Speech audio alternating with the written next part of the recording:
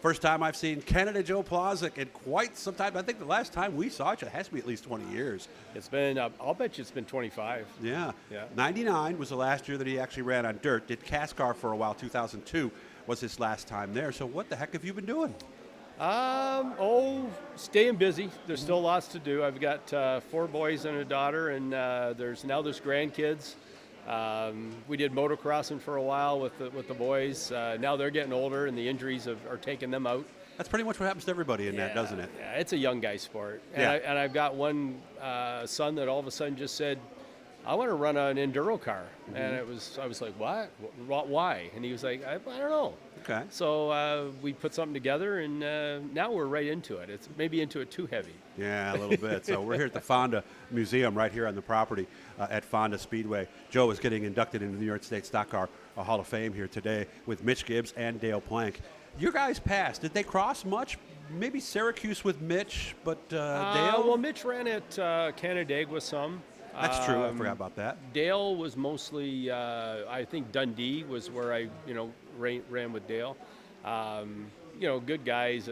Glad to see them getting inducted here with us. Yeah, and Dale is, of course, all you guys are done at this stage of the game. When you sit here, because obviously Hall of Fame makes we're just smart. Oh, so you got out at the right. Well, did you get out at the right time as you look at it? Yeah, I think so. I mean, you know what? You can hang around way too long, and there's lots of obvious reasons and obvious people showing that. I think, but you know what? I don't know. I think we got out on top. Mm-hmm. People, that was the biggest cry from people. They said, "How can you quit when you're winning?" And I went, "You know what? The only next step I can go is losing." So I got a winner. Well, look at some of the past NASCAR guys. Some of them came out, maybe stayed a little bit too long. You don't want to be that guy, do you? Circling for dollars, they call that, right? Yeah, or just out there for the sponsors or whatever. Yeah, so, yeah. Okay. When you think about this award today, what does this mean to you? Well, I'll tell you, funny story. It kind of blew me away because the Canandaigua Wall of Fame thing was last July.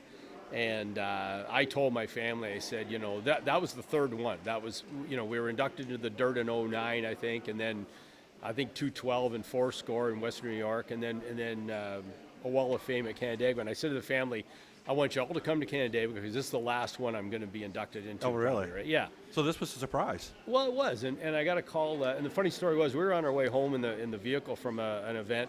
Susan and myself, and I got the call. It was early one morning. It was about 8:30, 9 o'clock, and I get a call from New York State. And I'm like, whatever. I answered it, and it was Rick Hodge, and Rick said, we're going to induct you into the New York State Racing Association Hall of Fame. And I was like, wow. When is this? It's May 5th, and this is November, right? So this seems like a long ways away. And we're driving along. I finally hang up, get off the phone, and Susan looks at me and goes, "Why won't they just leave you alone?"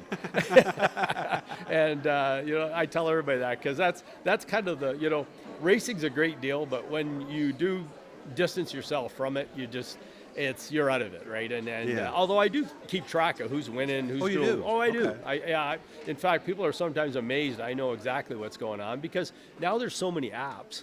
My Race Pass, Race Monitor, there's Dirt Vision, there's Flow. I get to watch, if I want to, well, my parents, they watch a race almost every night from somewhere, really? Right? Oh yeah, online, on the internet, it's beautiful now for them, right? What do you miss the most about it? The challenge. Okay. So going there and figuring out the track and doing... Shop. Trying to build a better mousetrap than the next guy, trying to go faster, and that's what's really got me with the enduro car was, my son Michael said, "Dad, leave it alone." I go, you know what? It's intriguing because I got to use all stock stuff. I can't buy race parts. It's street tires, and it's increments of time. And I said to him, we got to run with the guys that are running fast. And we finally just got there. So it's been fun. It's been a challenge, and I know nothing about full-bodied cars really, and I know nothing about street tires, but it's been a challenge. It's been fun. Okay, all right. Yeah. Biggest win when you look back, if somebody said, "Here's your resume," what would be the top thing on it? Well, the one that sticks out the most is my first one at Canandaigua in '85. Susan wasn't even there because she was pregnant with Mark and my first boy, and we Bob broke with like 4 to go or 5 to go. They had a caution. I was running second behind Dave Late. And I didn't know he ran Canandaigua. Okay. Yeah. Oh, well, it was a tour race. Oh, gotcha. CRC race, Okay. and we went green, and I think it was only a couple to go, and I ended up I snookered Dave on the bottom out of 4 for the checkered. Never led a lap, but that one. Really, that was the only time you led the last 100 feet or so. So I think that one stands out, and it was my first big win, and it was my first tour win, and man, we thought we were loaded. It was $5,000, I think, to win it back then, and man, it was like we were on cloud 9.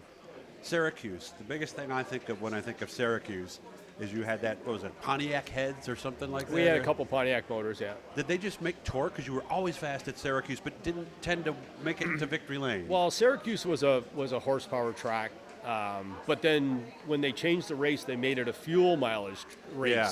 So it was 2 races in one weekend, really. It was qualifying was a race, and then the race was a fuel mileage and endurance race, basically. So we had the horsepower race down pretty good. We could win the fair races, and we could win the time trials, and we could win the qualifying.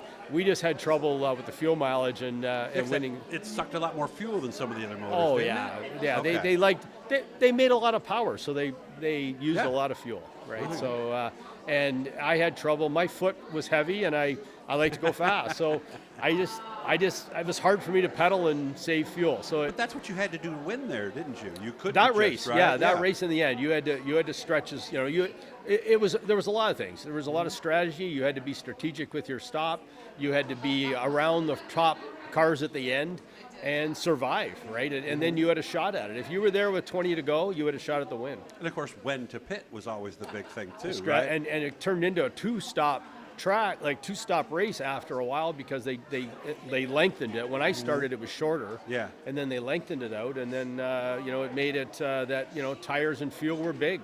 Yeah, and like you said, you had to make sure, and it seemed like there was always 10 cautions in the last 10 laps, so a lot of times you're running, where you actually shut the cars off under caution to save fuel. Well, or no? that's a dangerous deal sometimes, because they might not refire. They might not refire. Yeah, and if you got to get pushed, they probably would have pushed you and got you back in spot, but right. they could say no, your tail. So it's you just never knew, right? So okay, favorite racetrack? Canandaigua, without a doubt. Yeah. I noticed you didn't hesitate. Yeah. Why? It was always racy. Like I've heard, it's not as racy as it used to be, but it was always racy, and there was 3 lanes, and nobody could hold anybody up. Like if you were going faster, you were gone. There was no bottom. You couldn't plug somebody up on the bottom and keep them behind you. Right. It just there was no keeping anybody back. Yeah, and if there was a late yellow and you weren't good enough, they were going to get you. Well, and that's all hence there was the to it. pass on Dave with nothing to go and winning. I'm sure you were on thing. the other side of that a few times too, right? I don't think I ever got snookered like that. No? No, I don't think Okay. so. But you know what? I got snookered other places like did? that. Okay. Yeah, but not Canandaigua. All right. Well, it's good to catch up with you. Yeah. I'll make sure we do some stuff on the phone here and there. But again, it's a beautiful day. You can hear the rain outside. It's only great. fitting. It's the funny story about how much time we got. We got a minute. Funny story about Fonda. When Susan was pregnant with Mark, Fonda was a tour race, and we were here right like on a morning like this, and it was doing exactly what it's doing right now. Yeah. And they called it, and I was able to get 6 hours back and be there for the birth of in '85. Perfect. Yeah. So that's kind of a neat story. And when I pulled in today, I thought of that. I thought last time I was here, I think was not the last time, but one of those times was pouring rain, like it was an all-day sucker. But it's amazing. Like sometimes you can just pull into a track and bam, something just slaps you right in the face. and because of the weather today, that's what popped into my head, right? So good to see you. I'll make sure we keep up. And for sure. Again, congratulations on the award today. Thank you. Guys, make sure to subscribe and turn on the notifications. Got a lot of stuff from this thing today, so make sure to check it out. Always good to see Canada Joe out here at Fonda today. Thank you.